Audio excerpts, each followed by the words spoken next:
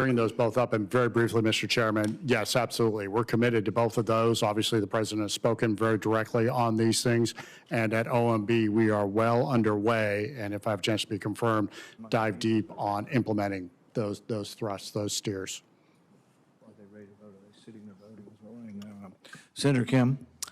Thank you, Chairman. And Mr. Chair, I just wanted to also just flag that I also agree with my colleagues that the importance of this committee taking action to be able to shine a light on what happened in terms of this administration's use of unsecure, unclassified commercial channels, including Signal and Gmail.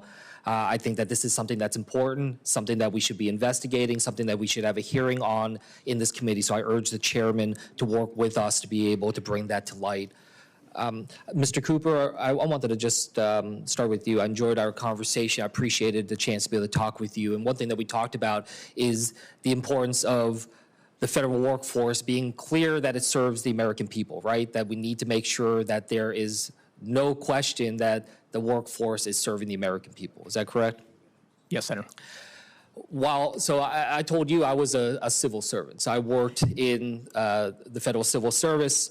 One thing that was made very clear to us is that those serving our country, working in this, having access to the information of our country, that we were barred from political activity, campaigning, other things like that through the Hatch Act. Do you recognize the importance of that separation? Yes, Senator. I guess I wanted to just ask you then, should Elon Musk be held to the same standard as the rest of those that serve our country? I don't know specifically with respect to the issues you're talking about with Elon, but in general, yes, I think anybody who serves the federal government should comply with all the rules and all the regulations that are appropriate to an employee of the government. Do you think someone with the level of access that Elon Musk has had, including participating in cabinet meetings, that he should be subject or at least held to the standards of the Hatch Act?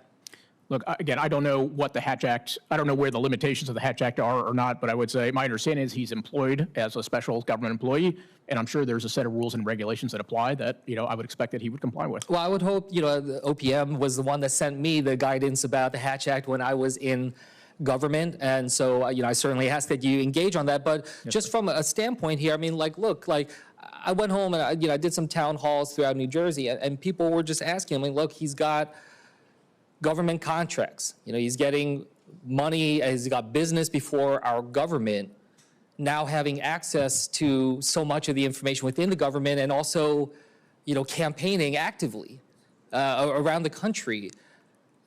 That unsettles me. It, to me, seems very clearly crossing the line of what a government employee or someone who is serving this country in whatever capacity, whatever title he has, the fact that he has this much access to our government, has so much influence within our government. I wanted to ask you, does it bother you? Look, again, I'm not trying to be argumentative here. I don't know what the restrictions are with respect to his work via the Hatch Act. What I can tell you as a general matter is anybody who is a federal employee, I strongly believe, and OPM will support this, that they should follow all the rules and all the regulations, including the Hatch Act. And if there are violations of that, then those should be dealt with appropriately. Well, look, I'd like to follow up with you on that if you're confirmed, but what I was trying to convey here is just a sense of, just get a sense of from you how this feels to you. If you share the discomfort. I mean, my constituents in New Jersey, they don't know the ins and outs either of the Hatch Act, but they can tell that this isn't right. And that's just something that I wanted to flag for you. Mr. Ulan, I wanted to just ask you what your thoughts were in terms of the dismantling of USAID and whether or not you thought that was lawful. You worked at the State Department, you've been engaged in foreign assistance. What do you think was, how do you think the administration handled that, and do you think it was lawful? I do think it's lawful, and the court has affirmed the decisions of the Secretary in that regard. USAID has been effectively shuttered, and certain key roles and responsibilities removed to the Department of State, with the Secretary's insistence that appropriate health and life-saving programs will continue under the direction of the Department of State. Do you think that the administration has the same authorities that it would, to be able to, for instance, close and abolish the Department of Education?